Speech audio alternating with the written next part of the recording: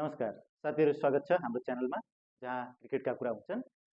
आज हामी कुरा गर्नेछौँ अप्रिल 7 2025 यानि कि हिजो भएको आरसीबी र एमआई बीचको म्याच, जुन म्याचमा आरसीबीले एमआईलाई 12 रनले हराएर बन्यो। वानखेडेमा हामी पनि राज गर्छौं। आउनुस्, लाइक, सब्स्क्राइब र बेल आइकन दबाएर सुरु गरौँ। आरसीबीले पहिले ब्याटिङ गरेर 20 ओभरमा 221 रन बनायो, 5 विकेट गुमाएर। एमआईले जवाबमा 20 ओभरमा 209 रन बनायो, तर 9 विकेट गुमाएर। 12 रनले आरसीबी को जित। एमआईले सोच्यो होला हामीलाई 12 रन कसले दिन्छ, विराट कोहलीले। तर कोहलीले त ब्याटले नै जवाब दिए। आरसीबी को ब्याटिङमा पहिलो कुरा विराट कोहली 42 बलमा 67 रन ठोकेर उनले एमआई को बलरहरूलाई भने जस्तै गरे।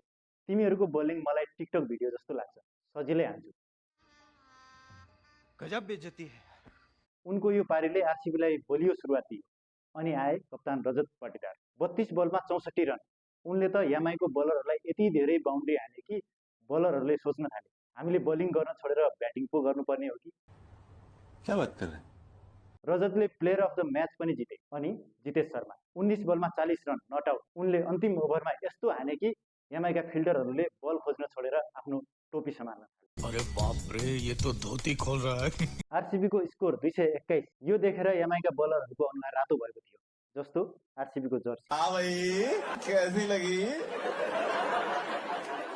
आगे स्वाद।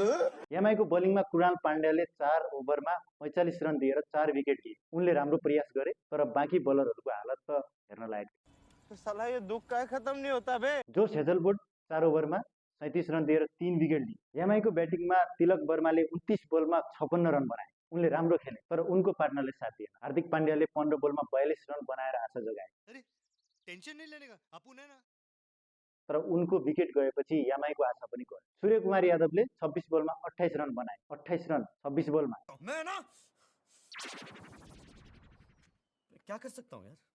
एमआई को मध्यक्रम यस्तो फ्लप भयो कि लाग्थ्यो उनीहरूले ब्याटिङ गर्न छोडेर आरसीबीलाई सिधै जितको ट्रफी दिने सोच। आरसीबी को बोलिङले उनीहरूलाई भन्यो, यो 12 रन तिमीहरूले सपनामा पनि बनाउन सक्दैन। समझ रहे हो? समझ रहे हो?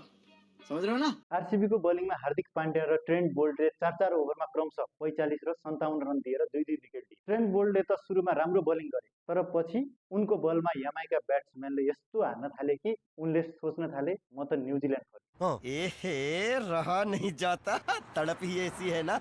नहीं, सोके। यो आईपीएलमा मलाई गाह्रो। विघ्नेश पुतुरले 1 ओभरमा 10 रन दिएर 1 विकेट लिए, जुन निकै किफायती। आरसीबी को डेथ ओभर बोलिङ पनि यति राम्रो थियो कि एमआई का ब्याट्सम्यानले बल हान्न छोडेर बलरलाई भाइ हामीलाई माफ गर भने। यो म्याचको टर्निङ पोइन्ट आरसीबी को ब्याटिङ र death over bowling. Virat Kohli र रजत पाटीदारको ब्याटिङले एमआईलाई सुरुदेखि नै दबावमा राख्यो। एमआई को मध्यम क्रम फ्लप भए पनि उनीहरूले खेल गुमाए। रमाइलो कुरा के भने एमआईले 12 रनले हारे र यो 12 रनको कुरा त एमआई का फ्यानहरूले पनि सपनामा मात्र देखे। तपाईलाई यो म्याचको कुन क्षण सबैभन्दा रमाइलो लाग्यो र यो म्याचमा कसको प्रदर्शन तपाईलाई सबैभन्दा हँसाउने खालको लाग्यो? कमेन्ट गर्नुहोस्। एमआई को बोलिङ देखेर हाँसो उठ्यो, किनभने उनीहरूले आरसीबीलाई रोक्ने कोसिस त गरे, तर बल बाउन्ड्री लाइनमा पुगेर मात्र भन्थ्यो मलाई कसले रोक्छ। ये फंस गया सीएम। यो भिडियो मन पर्यो भने लाइक गर्नुहोस्, आफ्ना साथीहरूसँग शेयर गर्नुहोस्। च्यानल सब्स्क्राइब गर्नुभएको छैन भने कृपया अहिले नै सब्स्क्राइब गर्नुहोस्। अर्को भिडियोमा भेटौँला। नमस्कार, धन्यवाद।